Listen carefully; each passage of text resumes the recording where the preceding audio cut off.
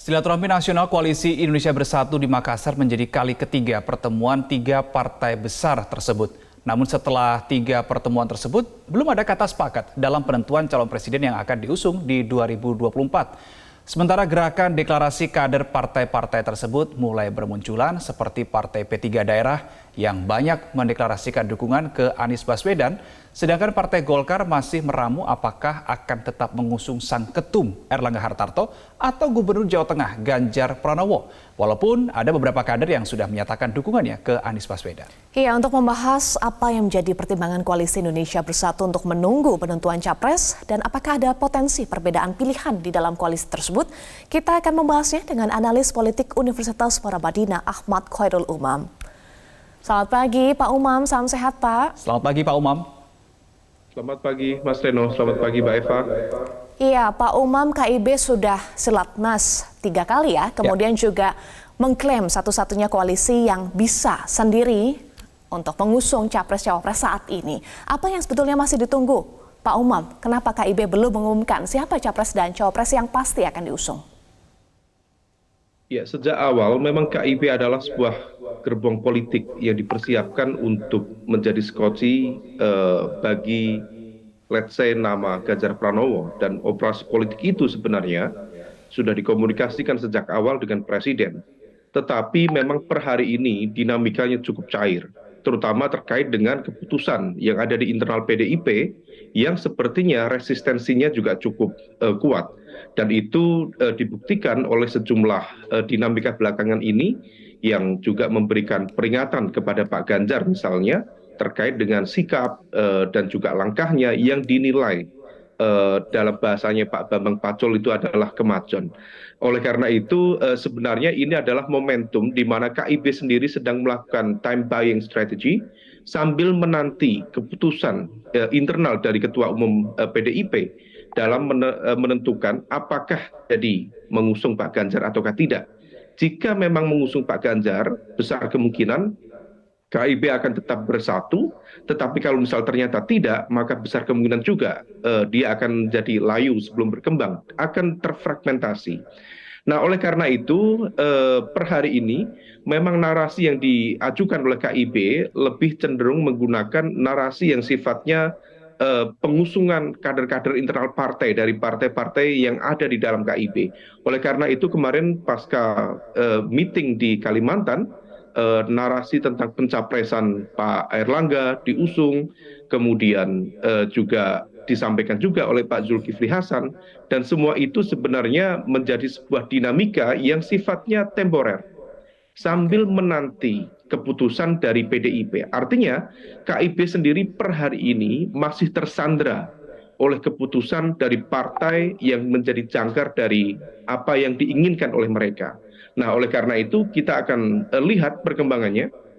Jika dalam waktu dekat memang tidak terjadi keputusan yang diharapkan, maka besar kemungkinan ada juga narasi tentang pengusungan capres Pak Erlangga bisa juga kemudian dikonkretkan. Tetapi kalau misal memang itu dilakukan, maka kita membacanya bukan sebatas sebuah upaya pemenangan, tetapi ini adalah bagian dari upaya untuk mitigasi sekaligus menyelamatkan diri pasca menjadi agenda utama dari KIB sendiri mungkin tidak tercapai.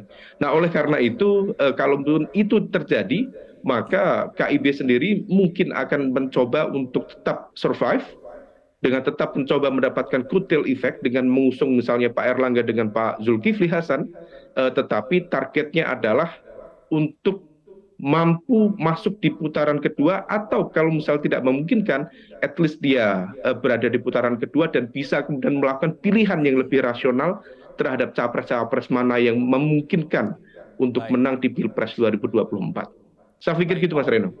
Ya, Pak Umam tadi sebetulnya sudah Anda sampaikan bahwa saat ini salah satu hal yang membuat KIB belum mengumumkan siapa capresnya adalah karena masih menunggu keputusan dari Ketua Umum PDIP. Tetapi saya mencoba melihat dari sisi lain, apakah betul itu satu-satunya alasan? Atau jangan-jangan koalisi ini masih belum clear? Terutama kita tahu bahwa Partai Golkar di awal-awal kemarin sangat kekeh ingin memajukan nama Erlangga Hartarto sebagai capresnya, bukan nama lain. Ya, saya pikir kalau misal memang sudah clear, KIB adalah sebuah koalisi yang memang cukup kuat dan juga cukup siap infrastruktur politiknya untuk mendeklarasikan diri. Tetapi per hari ini kita hitung sejak awal Juni sampai sekarang berada di bulan November, praktis lebih dari 5 bulan, tetapi tidak ada pergerakan yang signifikan.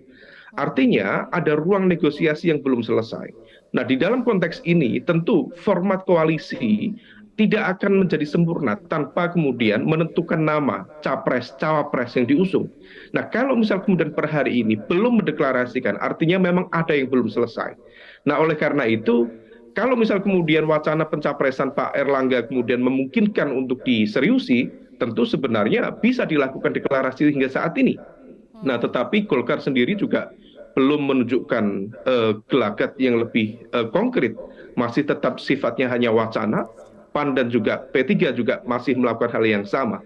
Dan besar kemungkinan kalau misal kemudian, terutama kita lihat pergerakan P3, kalau misal kemudian pasca kepemimpinan Pak Mardiono kemudian terjadi rekalkulasi kekuatan, terutama untuk menghindari split ticket voting yang dulu juga dialami oleh P3, supaya kemudian P3 selamat, tidak terdegradasi dari partai jajaran elit partai di Senayan di Pilpres 2024, maka P3 harus berpikir secara logis. Salah satu berpikir logisnya hasil dari sejumlah survei, sejumlah riset yang dilakukan, memang P3 sebaiknya memberikan dukungan kepada Anies Baswedan. Tentu ini terkait dengan konteks basis pemilih loyal P3 yang setidaknya memiliki cara pandang Islam politik atau politik Islam yang lebih moderat, dan itu akan jauh lebih melekat jika kemudian terafiliasi kepada sosok capres yang bisa menyuarakan cara pandang politik Islam yang moderat juga. Dalam konteks ini adalah Anies Baswedan. Nah, oleh karena itu, dinamika itu betul-betul akan ditentukan oleh keputusan PDIP. Jika kemudian betul sesuai dengan ekspektasi mereka, KIB akan survive. Tetapi kalau misal tidak, besar kemungkinan fragmentasi, dan fragmentasi utama yang akan terjadi adalah bergeraknya P3 dari internal KIB untuk bergabung dengan Anies Baswedan. Anda sudah melihat fragmentasi ini, Pak Umam, karena di daerah juga para pengurus P3 juga sudah menyatakan dukungannya untuk Anies Baswedan. Ya, saya pikir sel-sel politik P3 sudah mulai bergerak. Ada kesadaran kolektif di internal P3 untuk betul-betul berhati-hati dan melakukan kalkulasi secara matang. Karena bagaimanapun juga, Mbak Eva, di Pilpres 2019, meskipun P3 berada di kubu atau koalisi yang menang, tetapi ada degradasi yang signifikan di elektabilitas partainya. Dari kursi sekitar 38 kursi, kemudian melorot cukup signifikan menjadi 19 kursi. Dan itu adalah di angka 4,51%, yang artinya hanya lebih dari 0,51% dibanding parliamentary threshold. Artinya ini adalah titik rawan, sangat rawan. Kalau misal kemudian terjadi miskalkulasi, maka besar kemungkinan bisa saja kemudian P3 terdepak dari jajaran partai elit Senayan. Tetapi kalau misal kemudian kalkulasi ini kemudian dilakukan secara utuh, secara signifikan, terutama untuk menjaga basis pemilih loyal dari kekuatan massa Islam, terutama dari kelompok Islam moderat, tentu akan kemudian menjadi terkonsolidasi dengan baik. Nah, oleh karena itu, tentu butuh ijtihad besar, dan ijtihad ini juga tentu harus dilandasi dengan kesadaran, dan juga bisa saja menimbulkan risiko yang besar, dan risiko itu bukan hanya politik, tetapi juga risiko-risiko lain yang juga harus dimitigasi dari dinamika kekuasaan yang ada di sekitar perputaran Pilpres yang akan datang. Baik, Pak Umam, berarti dengan kata lain, kalau berdasarkan kalkulasi legislatif atau kalkulasi elektoral partai, maka besar kemungkinan KIB ini bisa jadi pecah. Iya, jika kita lihat perkembangannya, KIB memang sebuah koalisi yang solid di tataran kertas. Artinya, kalau misal dilihat dari konteks kekuatan suara, tentu cukup solid. Golkar di angka 12%, kemudian PAN di angka 6%, kemudian P3 di angka 4%, tentu lebih dari syarat presidential threshold 20%. Tetapi lagi-lagi basis narasinya yang diusung seolah-olah memang tidak ada titik pembeda. Dan yang terpenting dari sebuah koalisi adalah tentu tidak bisa dinafikan adalah sosok capres, cawapres. Apakah nama yang diusung di dalam konteks koalisi termasuk dalam kategori yang politically marketable atau tidak? Jika memang politically marketable, maka sebuah koalisi akan solid dan mudah mengkonsolidasikan mesin politik mereka. Tetapi kalau misal tidak, justru itu akan menjadi sebuah proses yang akan melayukan sel-sel politik yang berkembang. Nah, oleh karena itu, lagi-lagi keputusan siapa yang akan diusung itu akan sangat menentukan seberapa solid dan seberapa mampu KIB untuk survive. Jika kemudian memang mampu menentukan itu, tentu survive. Tapi kalau misal tidak, tentu besar kemungkinan akan terfragmentasi dan ini sudah diantisipasi oleh sejumlah pihak karena titik rawan dari KIB adalah penentuan capres-cawapres yang tidak berada di dalam kendali internal mereka sendiri. Segitu, Mas Reno. Baik, jika ruang negosiasinya terlalu lambat bisa berpotensi untuk pecah begitu ya, Pak Umam. Pak Umam, kalau tadi analisa Anda P3 ini akan ke Anies Baswedan jika pecah ya, lalu Golkar dan PAN akan kemana arahnya? Iya, tentu lagi-lagi partai jika memang tidak memiliki basis kekuatan figur yang cukup kuat untuk ditawarkan kepada publik, dia akan sangat bergantung pada dinamika politik partai di luar jurisdiksinya. Nah, oleh karena itu di dalam konteks ini besar kemungkinan akan ditentukan kemana arah PDIP sekali lagi. Karena belakangan kita juga melihat bagaimana kemudian PDIP juga membangun komunikasi dengan Gerindra.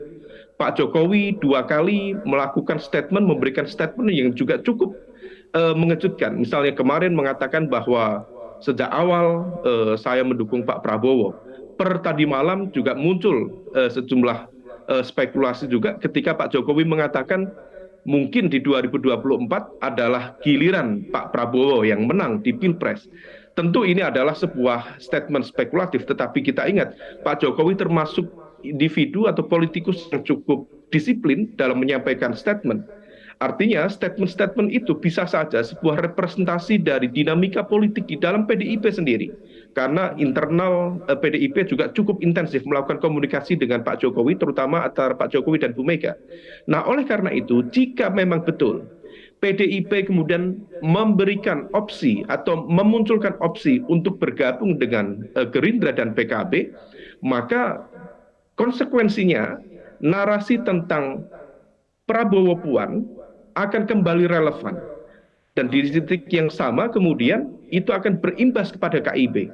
Kalau misal KIB berpikir rasional, tentu dia akan mencoba untuk mencari titik yang paling besar untuk menang. Apakah bergabung di sini ataukah kepada opsi yang lain? Baik. Saya pikir demikian. Pak Umam, terakhir singkat saja. Ini secara global Presiden Joko Widodo mengatakan untuk penentuan capres-cawapres ini jangan terlalu cepat, tapi juga jangan terlalu lambat begitu ya.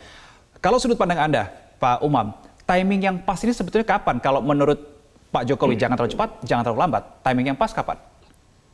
Saya pikir timing yang tepat adalah saat ini.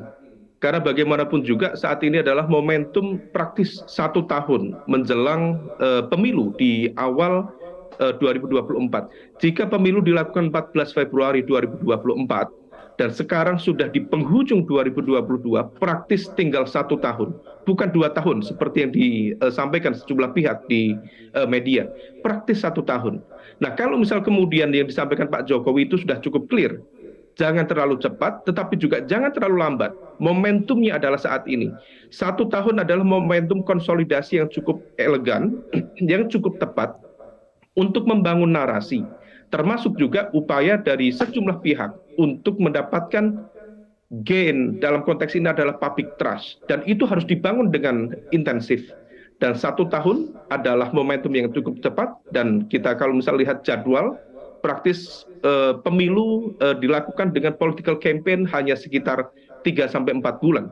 Dan oleh karena itu saat ini adalah momentum yang tepat. Paling lambat akhir 2022 atau awal 2023. Baik, saat ini adalah momentum yang pas. Apakah KIB akan mengambil momentum yang pas ini, kita akan lihat ya nanti dinamikanya. Terima kasih analis politik Universitas Paramadina Ahmad Khairul Umam sudah bergabung bersama kami di Metro Pagi Prime Time. Salam sehat selalu, Pak Umam.